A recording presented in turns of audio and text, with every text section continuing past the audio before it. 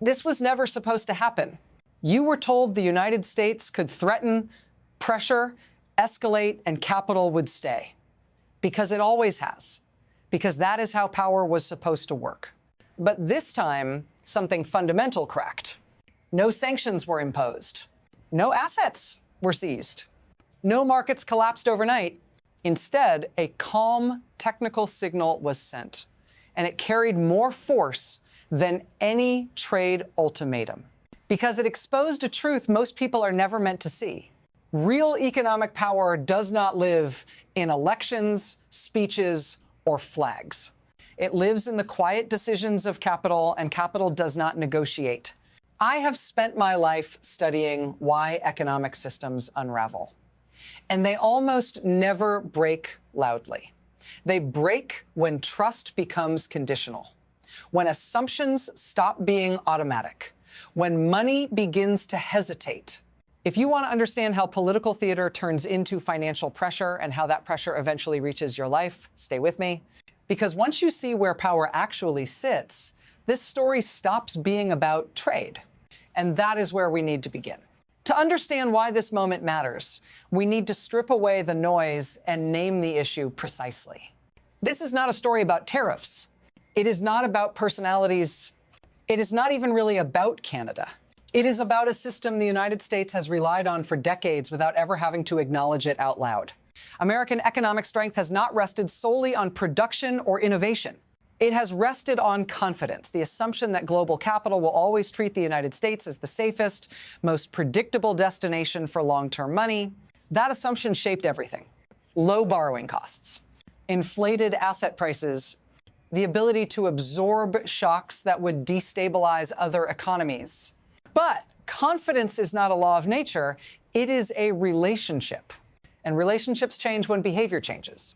What we are witnessing is the first visible moment when a long-standing financial relationship is being quietly reevaluated, not emotionally, not politically, but structurally. Once you see that, the question is no longer who is winning the trade dispute. The question becomes far more unsettling.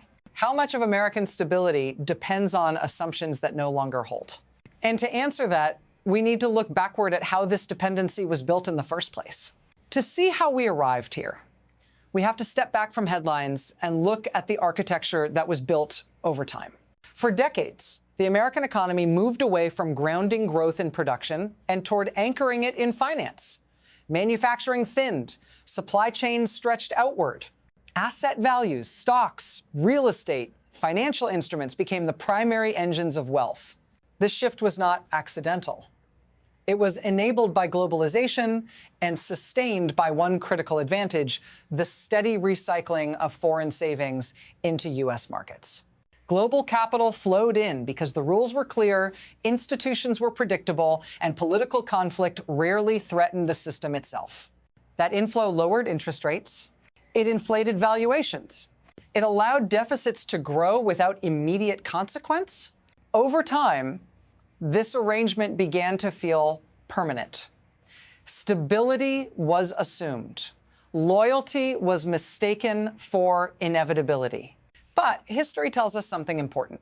Systems built on confidence rather than resilience work beautifully until confidence becomes conditional.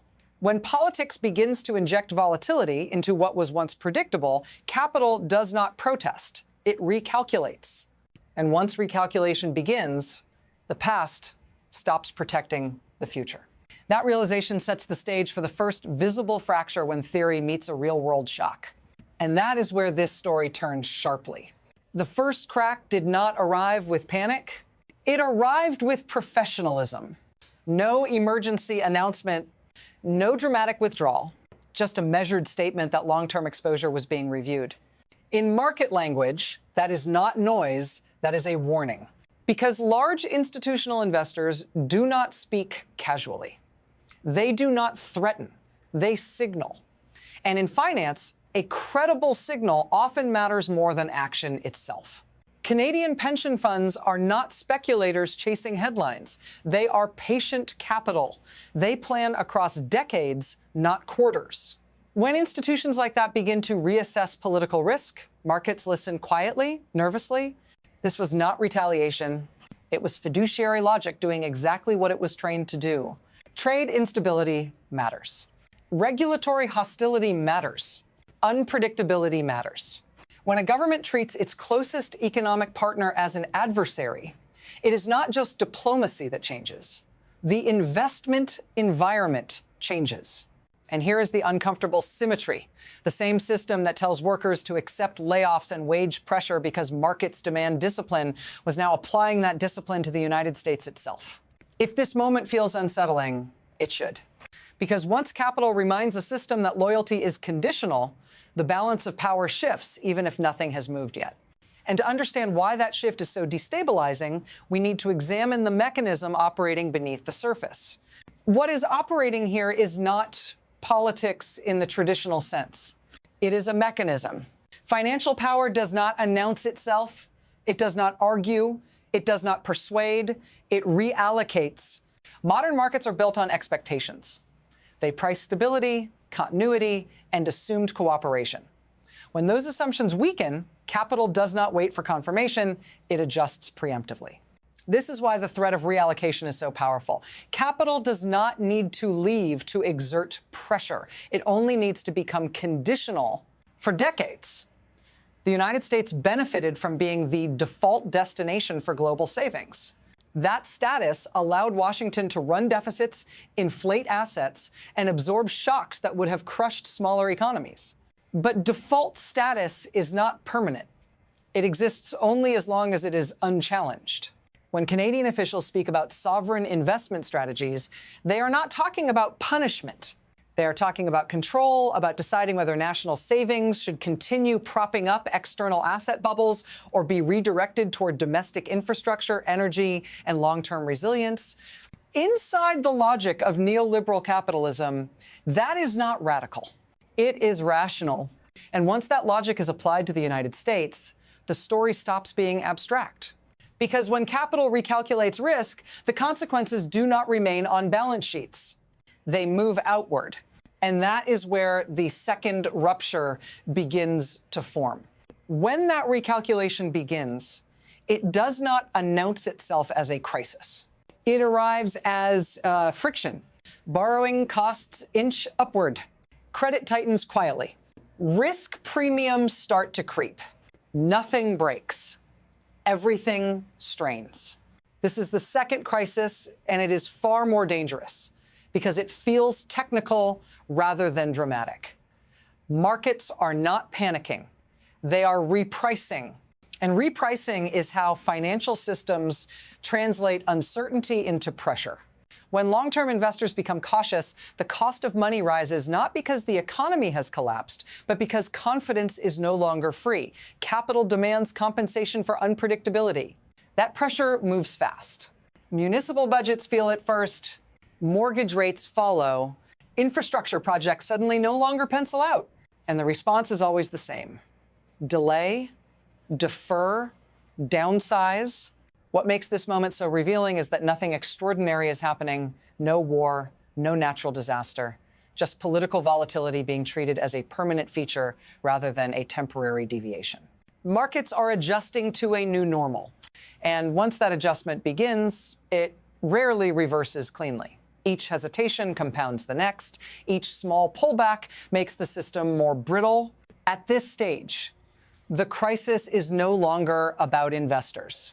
It is about who ultimately absorbs the cost, and that cost does not stay at the top. This is where the story reaches you, because when financial conditions tighten, it is not abstract capital that adjusts. It is your life. Higher interest rates do not announce themselves as punishment. They arrive as smaller mortgages, higher rents, delayed repairs, postponed public projects. Credit becomes harder to access, just as uncertainty rises. If you are a worker, this shows up as caution. Companies slow hiring. Investment pauses. Layoffs are framed as efficiency. Wage growth stalls not because productivity collapsed, but because capital has become defensive. If you are a city or a community, the pressure is quieter, but just as real. Borrowing costs rise. Budgets strain. Services are trimmed. Long-term plans are shelved because financing no longer makes sense. And none of this appears on the evening news. You are told markets are reacting. You are told volatility is temporary. But what is really happening is discipline. The same market logic that has long been used to justify insecurity for ordinary people is now operating at a national scale. Political decisions at the top are being translated into pressure at the bottom. If this feels unfair, that is because it is. And if you want to understand why this keeps happening and why it will not stop on its own, you need to see how far this pressure travels beyond national borders. Because it does not end here. Once capital begins to reassess one relationship, it quietly reassesses others. This is how financial contagion actually works, not through panic, but through precedent. If Canadian pension funds openly review their exposure to the United States, other long-horizon investors take note. European funds, Asian sovereign wealth pools, insurance capital, institutions that do not chase headlines, but watch patterns. And the pattern they are watching is not a single trade dispute. It is the normalization of unpredictability as policy. For decades, American leaders assumed financial dependence ran in one direction, that others needed access to U.S. markets, U.S. consumers, U.S. assets more than the U.S. needed them. What they underestimated is how deeply the American financial system itself depends on foreign savings to sustain its scale. Equity valuations, commercial real estate, infrastructure funds buying ports, roads, and utilities, venture capital floating unprofitable firms for years. All of this rests on patient capital believing the rules will not change overnight. When that belief weakens globally, the system does not collapse. It becomes brittle. Risk premiums rise everywhere. Speculation intensifies, volatility spreads. And when something finally breaks, the narrative will pretend no one could have seen it coming. But this moment is already sending the signal. And that signal is being received far beyond North America. If we look forward from here, three paths begin to emerge. The first is the optimistic path. Political volatility is reduced, trade relationships stabilize, predictability returns.